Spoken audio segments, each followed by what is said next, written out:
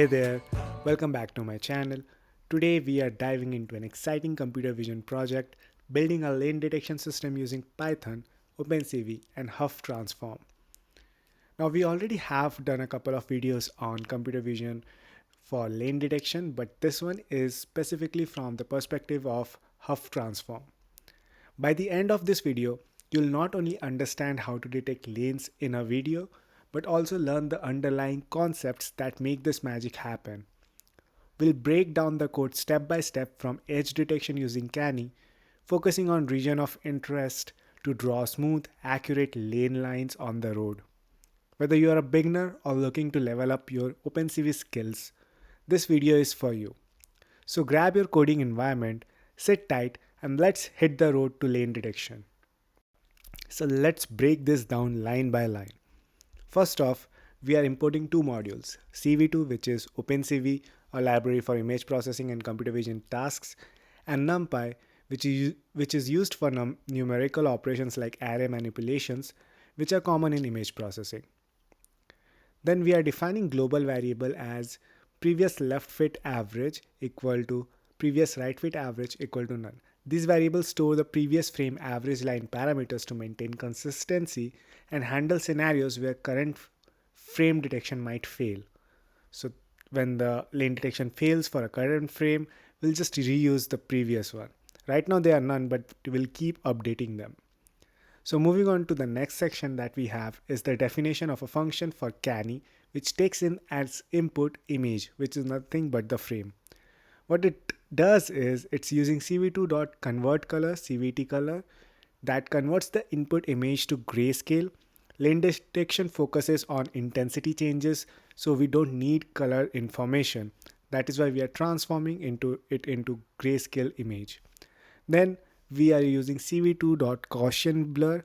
This reduces noise by applying Gaussian filter with kernel size of 5x5. Now what's Gaussian filter? Again, let's move on to the next line and then we'll reflect. That's next what we are doing is we are performing cv2.Canny, which is a function Canny being called from the cv2 library that performs edge detection by highlighting regions with significant intensity changes. The threshold is 50, 150, which defines what qualifies as edge. Now, what's Canny? What's Gaussian blur, right? The two things. So, and again, we talked about 5x5 kernel size. That's the filter we are using. What's filter? What's kernel size? Now, coming from a very beginner perspective, I would say that you might not be very familiar with these terms. So there's a video on it which says edge detection, where we talk about what's Gaussian kernels, what gradient based kernels, what does 5x5 signify, what's the mathematical operation that's taking place, what's Canny, how the Canny operation is performed, what's the kernel. Everything is being talked about there. So feel free to check that out if you want to take a deeper dip into what's happening behind the scenes. Now moving on to the next part where we have another method that's defined as region of interest. Therein what we are doing is we are setting a couple of variables. First of all, height as image.shape0, which captures the image height to define the region of interest. Then we are setting polygons as a triangular region defined by 3 points, bottom left, bottom right, and top center. Then we are doing cv2.fillPoly, which basically fills the polygonal region of interest with white on a black mask. And then we are doing cv2.bitwise_and, which basically applies the mask to keep only the region of interest in the original image. So that's the method that's defining the region of interest. Right after that, we move on to the definition or method where we are defining the coordinate calculation. So in this method, we are setting the slope and intercept, which define a line in a standard y is equal to mx plus b form. Then we have y1 and y2, which define the vertical extent of the line on the image. And then we have x1 and x2, which compute the horizontal coordinates using the line equation. So we now have an output as coordinates x1, y1, x2, y2 for the line. Then we have a function that is averaging the lines, and it's called average underscore slope underscore intercept.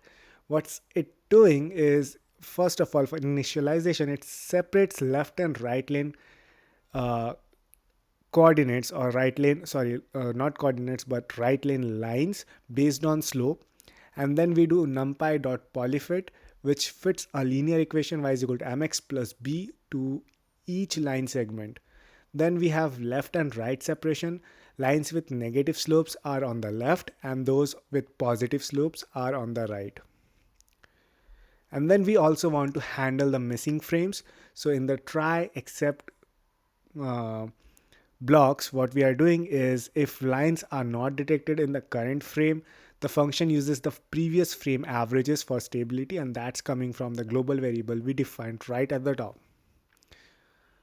Then we are uh, going into the function. We have the function for displaying lines. So display underscore lines is the method, and what it does is it draws the detected lines on a black, or it draws the line on a blank image with a specified color and thickness. Then we have the main video processing loop, where we are essentially capturing the input by calling cv2.videoCapture, capturing the input file. Then we have Canny underscore image, which generates the edge detected image. Then we have region of interest that focuses on the region of interest. Then we have cv2.Hough lines that basically detects the line segments using Hough Transform. So that's right there, Hough Transform that we are using, and it's as simple as that when you are using a powerful library for image processing like CV2. Once we have that, we are making a call to average slope intercept, which processes and averages the detected lines. And then we are making a call to display lines, which draws the averaged lane lines. Then what we do is we do cv2.addWeighted, which overlays the lane lines on the original frame. And then we do cv2.imshow, which is basically a function or method in cv2 which is used for displaying processed frames. And lastly, we do cap.release and cv2.destroy all windows, which is a standard good practice to free up the resources and close windows. And that wraps up our journey into lane detection using Hough Transform in OpenCV. We covered everything from processing the image with Canny edge detection to isolating the region of interest and drawing smooth lane lines. You now have the tools and knowledge to implement this in your own projects or even expand it further. If you found this video helpful, don't forget to like, comment, and subscribe to the channel. Let me know in the comments if there are other computer vision topics you'd like me to cover, or if you want to see enhancements to this project like curve handling or real-time detection optimizations. Thank you for watching, and as always, keep learning, keep coding, and I'll see you in the next one. Take care and happy coding.